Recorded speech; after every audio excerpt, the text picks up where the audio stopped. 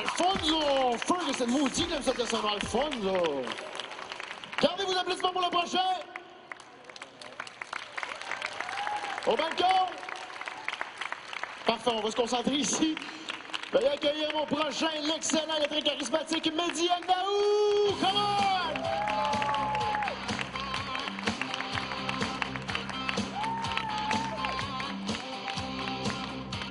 Bonsoir, ça va bien?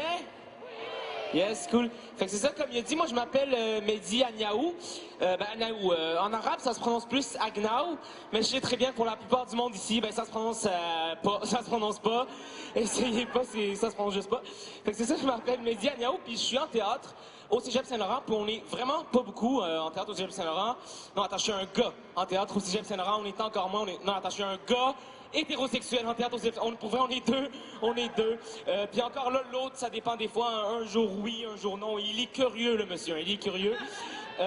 Donc voilà. Mais tu sais, c'est nice, le programme de théâtre, c'est nice la réaction des gens quand tu leur dis que t'es en théâtre. Tu sais, ça fait genre, ah, si, qu'en théâtre, c'est cool, tu fais-tu du Molière? Non, tu fais du vaudeville d'abord. Non, tu fais du Shakespeare, de la comédie. Non, je fais la poule dans un local noir, oui, en partant des leggings trop petits que j'ai achetés au Ardennes. C'est ça qui se passe. Donc, mais c'est cool la réaction des gens. C'est pas comme d'autres programmes, par exemple le programme de tremplin deck. Tu sais, déjà, la réaction des gens en tremplin deck, c'est tout le temps la même. Tu sais, ils ont by the way, si vous savez pas trop c'est quoi le programme de tremplin deck, c'est pas grave, même les étudiants en tremplin deck savent pas trop c'est quoi, fait que c'est correct. Mais ils ont un peu honte, c'est tout le temps la même réaction, c'est genre, toi t'es dans quel programme? Ah, moi c'est un peu compliqué, là, Non, mais t'as un programme avec un nom prononciable, oui, ben dis-le, tremplin deck, est-ce que t'aille? Excuse-moi, je voulais pas t'offenser, non, mais tout le monde commence, ah!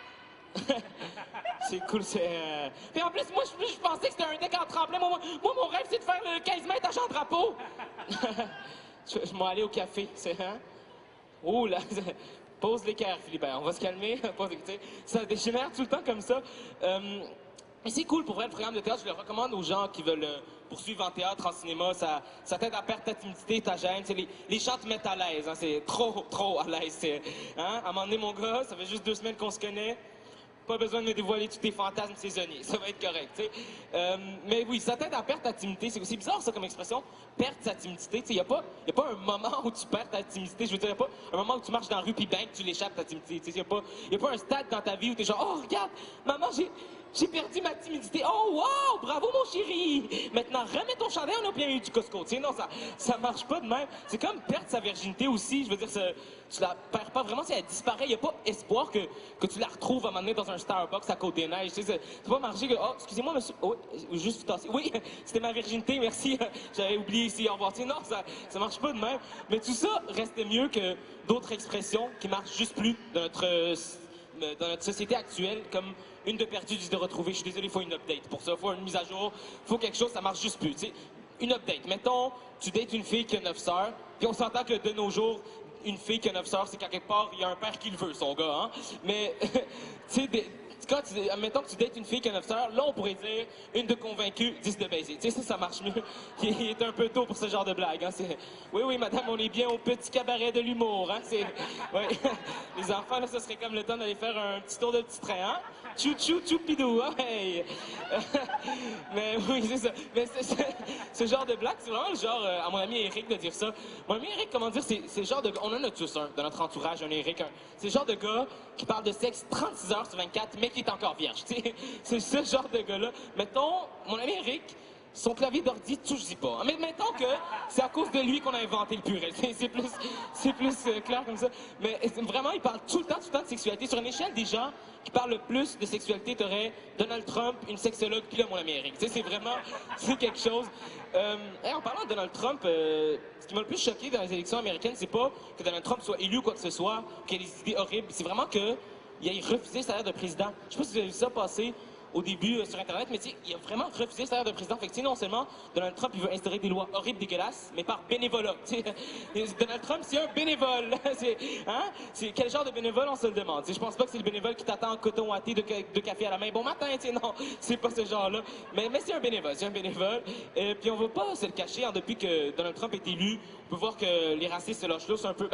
Pas ici au Québec, hein, ici on est bien chill. Quand je dis Québec, ça inclut pas Saint-Eustache, mais pour vrai, Non, je niaise. Mais non, ici au Québec, on est bien chill. Quoi que ça m'est déjà arrivé une fois, c'est une vieille dans un autobus. Ah, les vieilles dans les autobus, je suis plus capable. Pour vrai, ils sont tout à l'heure. Excusez-moi, monsieur, je peux-tu prendre votre place? J'ai vraiment mal au dos. Non, mais regarde, on a tous des problèmes. Là. Prends un taxi à un moment donné, Théo, je sais pas, Uber, tu sais, t'as l'embarras de choix. Mais elle vient me voir, elle me fait toi, t'es arabe, hein? Toi, t'es perspicace, hein? C'est les Arabes, vous êtes partout. Je vais à Montréal-Nord, il y a des Arabes. Je vais au kebab, il y a des Arabes. Je vais à la mosquée, il y a encore des Arabes. Là, madame, je sais pas, aidez-vous à aller vous promener où il n'y a pas d'Arabes. Je sais pas, aller dans Westmount, genre, j'en croiserai pas d'Arabes, madame. Donc, c'était tout pour moi. Merci beaucoup, c'était Médianéo, merci. Merci. Au revoir. Mehdi Agnaou! Ben oui, Mehdi Agnaou! Gardez vos applaudissements pour le prochain, il vous en reste 3, il vous reste encore de l'énergie? Plus fort que ça, je n'entends pas. Comment crier? Pour le prochain, ça va faire un numéro pété, rentrer dans son univers un peu champ gauche. Mesdames et messieurs, applaudissez l'excellent! Plus fort que ça, come on! Philippe Doucet!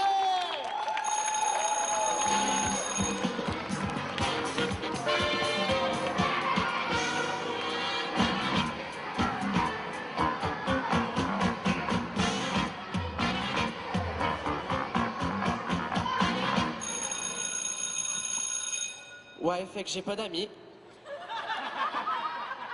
Pour vous donner une idée de la sorte de personne que je suis, je joue au hockey, au soccer, au baseball, au football et au basketball sur PlayStation.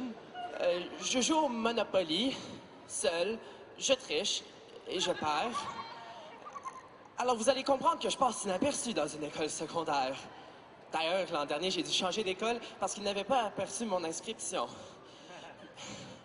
Donc, c'est difficile, une nouvelle école, parce que t'as plein de différents groupes.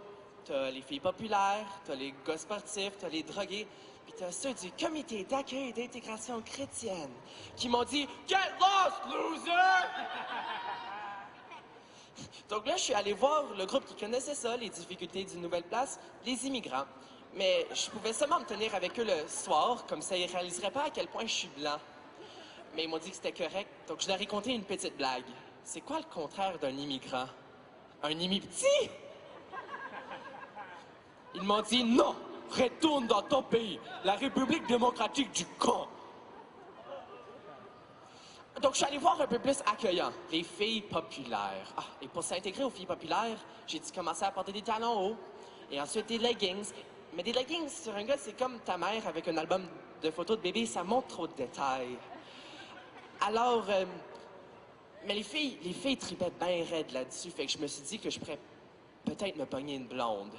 Mais j'ai appris qu'elle tripait dessus parce qu'elle voulait avoir un ami homosexuel. Fait qu'elle m'a abandonné lorsque j'ai appris que j'étais hétéro. Donc je suis allé voir les gars les plus cool de l'école, les gars sportifs. Mais pour faire partie des gars sportifs, il faut passer une initiation. OK, Philippe, tu vas aller dans le bureau de la prof de maths puis voler sa clitoris. Quoi? Sa clitoris. Ah! Le piton avec le doigt. Calculatrice. Yeah! Calclitoris. C'était pas trop mature, donc je suis allé voir un peu plus vieux. Je suis allé voir les concierges. Mais c'est intéressant parce que t'as seulement un concierge qui fait tout. T'arrives à l'école, il claire la neige à l'extérieur. Tu rentres en temps, il polit le plancher. Tu rentres dans la salle de bain, il essuie un élève. Ah, OK, bye. C'était un peu bizarre, on va s'entendre, donc je suis allé voir un peu plus calme la bibliothèque. Puis j'ai tout de suite tombé en amour avec la bibliothécaire Marie-Ève. Elle était exactement comme moi, son passe-temps préféré, c'était le beige. Je me rappellerai toujours de notre première date.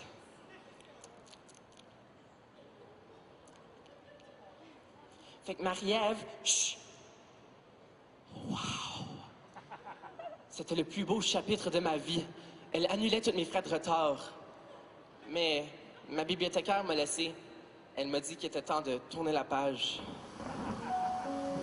Grâce à Marie-Ève, j'écris maintenant des haïkus. Donc, écoutez-moi. L'école, c'est le fun.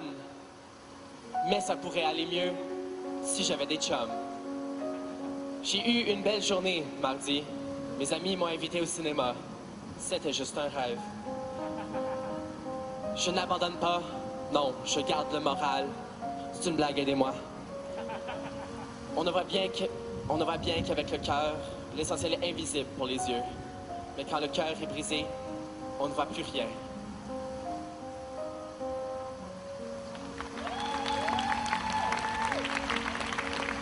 Philippe Doucet! Philippe Doucet! Yes, il nous en reste plus que deux. Gardez votre belle énergie, vos applaudissements pour le prochain. Je vous entends déjà, on commence à applaudir. Pour l'excellent et le très charismatique Rami Zerark! Comment?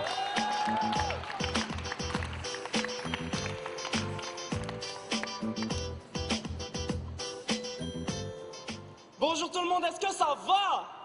Yes! Moi, ça va super bien, je suis très heureux d'être parmi vous aujourd'hui. Je me présente, je m'appelle Rami, j'ai 18 ans, je viens d'Algérie. J'ai le nom plus court que mes surnoms, on m'appelle Couscous, Merguez ou Tagine. Je suis arabe et on a beaucoup de clichés, comme le fameux est-ce que je peux venir manger du couscous chez toi après l'école aujourd'hui? C'est quoi, vous pensez qu'on mange H24 du couscous? Déjeuner, couscous, dîner, couscous, souper? Non, ça c'est merguez. Ça. Ou encore, est-ce que vous arrivez à vous reconnaître avec vos 72 frères et sœurs? C'est complètement ridicule comme question. Et oui, on a un système facial quand on entre à la maison comme ça. Non mais en fait, moi, je suis né en Algérie, mais j'ai été élevé au Québec. Donc pour les Arabes, je suis blanc. Et pour les Blancs, je suis minorité, ça ne change pas. Et aussi en Algérie, une des très grosses différences que j'ai pu constater avec le Québec, c'est la façon de conduire. Nous ici, on a le code de la route. Eux là-bas, ils ont le démerde-toi, chacun pour soi, totalement différent. Là-bas, ils klaxonnent tout le temps. La dernière fois, j'étais avec mon père, puis on était au feu rouge, puis on voit un homme qui klaxonne, grave. Là, mon père, il est en panique. Eh, mais qu'est-ce qui se passe? Mais c'est pas contre toi, c'est contre le feu rouge pour qu'il passe plus vite au vert. Oh. C'est une histoire vraie. Aussi, une fois, j'étais avec mon père sur l'autoroute, puis on voit un homme qui roule à contresens. On lui dit, mais tu roules à contresens? Il nous a dit non. C'est vous tous qui roulez à contresens, parce que moi, je dois aller là-bas, moi. Vous savez, c'est une histoire vraie, ça? Non, mais vous savez, on parle beaucoup des Arabes dans les médias, mais on oublie une communauté très importante parmi nous, mesdames et messieurs, les Asiatiques. Ils s'emparent de tout, de l'économie, des finances, de la nourriture, du pâté chinois, qui est un mets typiquement québécois. On va s'entendre, il n'y a rien de chinois dans un pâté chinois. Est-ce qu'il y a du riz? Non. Est-ce qu'il y a des egg rolls? Non. Est-ce qu'il y a de la viande de chien? Non, donc c'est pas chinois. Parce que oui,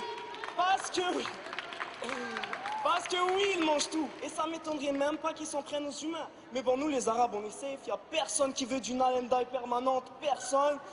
Puis aussi, ils ont même trouvé des techniques pour qu'on les kiffe, les Chinois. Les Simpsons, ils sont jaunes. Tout le monde aime les Simpsons. Vous voyez, c'est une conspiration chinoise. Mais vous savez, c'est vrai, chaque communauté a ses forces et ses faiblesses. Les Juifs, ils sont super forts à collecter l'argent. Étrangement, j'ai entendu une légende comme quoi qu'un Juif aurait déjà fait du bénévolat dans une banque en étant payé, mais du bénévolat. Les Italiens, ils sont super forts en construction. La commission Charbonneau peut en témoigner. Vous savez, je me moque beaucoup, mais nous, c'est les Arabes, on n'est pas parfaits. Vous savez, l'autre jour, je parlais avec mon père, puis mon père, dans la vie, c'est un homme, il me donne beaucoup, mais vraiment beaucoup de conseils. Puis un des conseils qu'il m'a donné récemment, c'est « Rami, il faut pas être cheap avec les femmes, pas vrai, mesdames? Les gars, il faut pas être cheap. Même mon père l'a pas été quand il a fallu acheter ma mère. » Mais c'était un peu compliqué parce que vous savez, dans le temps, c'était le Boxing Day en Algérie, les sœurs à ma mère étaient à 50% off, mais mon père a quand même préféré payer le plein prix. Tu veux de la qualité, faut payer, c'est comme ça que ça marche. Mais vous savez, c'était un très bel investissement parce que ça fait un bout qu'ils sont ensemble, ou comme ma mère préfère le dire, ça fait trop longtemps. Aussi, vous savez, dans le temps, les gens, ils se marient vraiment très jeunes. Maintenant, un homme de 30 ans qui s'intéresse à une fille de 17 ans, c'est dégueulasse. Et une femme de 30 ans qui s'intéresse à un gars de 18 ans comme moi, c'est une occasion en or, les gars, il faut la saisir. Je veux dire, si je sors avec une femme de 30 ans, il n'y a rien qui va se passer, je vais juste être respecté. Toutes les filles de mon école courraient après moi, elles vont me dire, Rami, est-ce qu'on peut avoir un date avec toi? Moi, je dirais, écoute, aujourd'hui, je peux pas, mais je vous promets. Une prochaine fois, madame la directrice. Oui. Mais comme je vous l'ai dit au début du sketch, en fait, j'ai 18 ans, je viens d'avoir 18 ans, puis moi, je suis pas prêt encore à être adulte, je suis vraiment pas prêt parce qu'être adulte, ça a l'air trop compliqué. Déjà, j'ai jamais compris les femmes enceintes qui veulent pas savoir le sexe de leur enfant. Elles vont te dire, ah, mais c'est une surprise. Quelle surprise? C'est soit un gars, soit une fille. Le docteur va pas te dire, félicitations, c'est une Mercedes, pas la papa, psh, psh. Marche pas comme ça. Aussi, vous êtes compliqué dans votre façon d'expliquer les choses. On va prendre par exemple ma mère. Ma mère m'a toujours dit, Rami, c'est quoi ces notes catastrophiques? Pour elle, catastrophique, c'est 70 et moins. Je lui ai dit, mais maman, j'ai eu la meilleure note de la classe. Elle m'a dit, Rami, on s'en fout des autres, c'est toi qui compte. Je dis, ok. La dernière fois, je lui ai ramené 90. Elle m'a dit, les autres, ils ont eu combien? 100. T'as dit quoi, Rami? Ils ont eu 100. J'ai pas compris. Ils ont eu 100, maman. Rami, va dans une chambre. Pardon? On est au Ikea, maman. Va dans une chambre, s'il te plaît. Et vous êtes aussi très très compliqué parce que vous prenez tout d'une séquence dramatique. On va prendre par exemple mon père. Mon père, un jour, il est rentré et il m'a dit, Rami, tu vois ce crayon? Si tu le perds durant un examen, tu vas pas passer ton examen. Si tu passes pas ton examen, tu vas couler. Et si tu coules, tu redoubles. Si tu redoubles, l'école te met dehors. Si l'école te met dehors, tu as du temps pour aller au parc. Tu vas aller t'asseoir. Tu vas perdre ton portefeuille, ton identité. La police va te voir, penser que t'es un clochard, va t'arrêter. Tu vas refuser. Ils vont t'envoyer à Guantanamo Bay pour que tu te lies d'amitié avec un gars qui s'appelle Stodd. Il va se marier de force avec toi pour te briser le cœur. Donc si tu ne veux pas aller dans un parc, perdre ton portefeuille, ton identité, que la police t'attrape, t'envoie à Guantanamo Bay pour que tu te lies d'amitié avec un gars qui va se marier avec toi de force et briser ton cœur, perds pas ton crayon. Merci tout le monde, c'est tout pour moi. Rami Zerarka! Rami Zerarka! Wow! Même ses jokes ont du swag. Yes! Êtes-vous prêts pour la dernière de ce petit cabaret de l'humour, mesdames et messieurs? Yes! Donnez-lui tout ce qui vous reste. C'est la dernière. Je vous entends crier. Come on! Complexe des Jardins, faites un talent d'applaudissement pour la multitalentueuse Rosalie Lacroix!